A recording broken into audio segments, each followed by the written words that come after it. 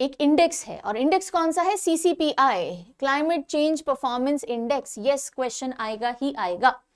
So India का rank climate change performance index में 10th है। फर्स्ट 3 रैंक्स तो खाली हैं, फर्स्ट 3 रैंक पे कोई देश नहीं आया, किसी ने भी इतना अच्छा परफॉर्म नहीं किया है क्लाइमेट चेंज जो हो रहा है उसको पॉजिटिव ले जाने के लिए कि फर्स्ट 3 रैंक्स भरे जाएं।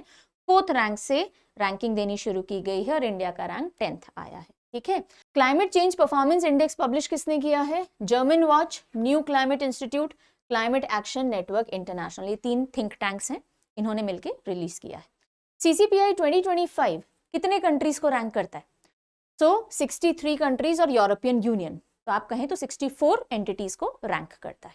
ठीक है, और ये सारे के सारे मिला के दुनिया भर की 90% से ज्यादा ग्रीन हाउस गैसेज इमिशन कर रहे होते हैं और उन्हीं देशों की ये रैंकिंग कर रहा होता है।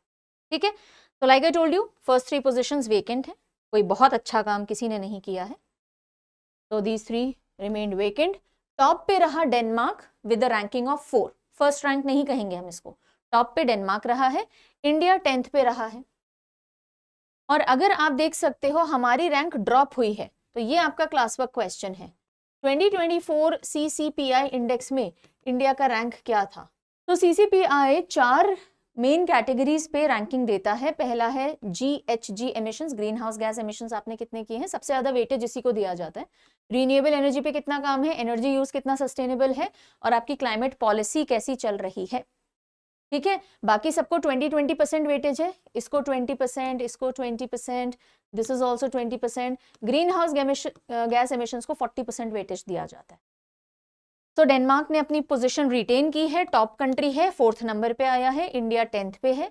G20 कंट्रीज की अगर हम बात करें, ग्रुप ऑफ 20 जिसका हिस्सा इंडिया भी है, तो 70% वर्ल्ड की ग्रीन हाउस गैस एमिशंस ये G20 कंट्रीज ही कर रहे हैं। इनमें इंडिया और यूके जो है वो 2 ऐसे कंट्रीज हैं जिनका green house gas emission per capita का ट्रैक लो रहा है थोड़ा। फिर अब टॉप 10 कंट्रीज की बात करें तो टॉप 10 एज इट इज याद रखना जरूरी नहीं है, 5 भी याद रखेंगे तो चलेगा, लेकिन क्योंकि 3 पोजीशन खाली हैं तो थोड़ा नीचे तक देखना पड़ेगा। डेनमार्क, नेदरलैंड्स, यूके ये टॉप 3 रहे हैं, इंडिया 10th नंबर पे है, इतना ध्यान रख लीजिए। और बॉटम 10 नहीं ध्यान रखने तो एटलीस्ट 3 तो याद रखेंगे। ईरान सबसे नीचे, फिर Saudi Arabia and UAE, these are bottom 3।